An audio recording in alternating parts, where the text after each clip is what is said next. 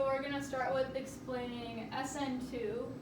So to start with, you see our substrate here is going to be primary and it's unhindered. So that way we have our nucleophile, which needs to be strong. So in this case it's small and it is negatively charged. It's going to come into this carbon here in a backside attack, causing this leaving group, the chlorine anion, to kick off.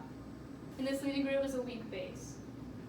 What we end up with, due to this backside attack here, we get our leaving group is separate now, this chlorine anion, and for stereochemistry, we're going to have complete inversion, so now we can see its flip sides.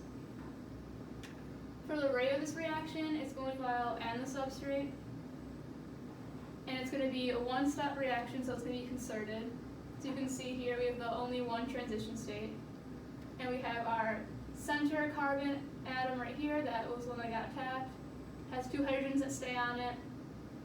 The rest of the substrate will stay connected there, and we have the chlorine partially attached, about to leave, and this hydroxyl right here about to attach, and partially attached to it.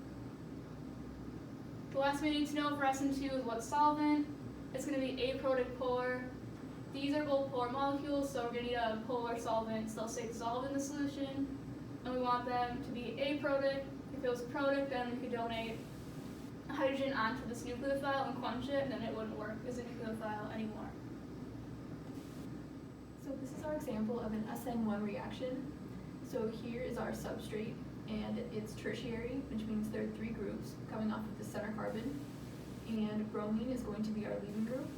And the first step, it has to be a very good leaving group, so it has to be stable on its own. So in this second step, the carbocation intermediate is formed with a positive charge, and then the bromide anion with a negative charge. And we can use any average nucleophile here. It doesn't necessarily have to be charged, and it can attack from either side, not just backside attack. And the product here would be the nucleophile with the substrate, and our final step would be a proton transfer.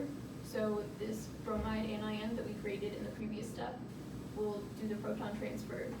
And as you can see, the two products are in a racemic mixture, so their stereochemistry can be on either side. And for the rate of this reaction, it is only dependent on the substrate, so the nucleophile is not included in the rate calculation. And this is the energy diagram. You can see the three groups, or the three separate steps.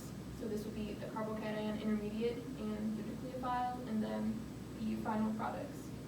And for a solvent for an SN1 reaction, something that would work well would be water or alcohols, because they should be polar and protic. So we found these pictures that represent SN1 and SN2 reactions. So the top three images would represent the SN1 reaction. So in the first image, the cat bed would represent the substrate, and the gray cat is the leaving group, and the orange cat would be the nucleophile. So in the second frame, the leaving group, the gray cat, just leaves.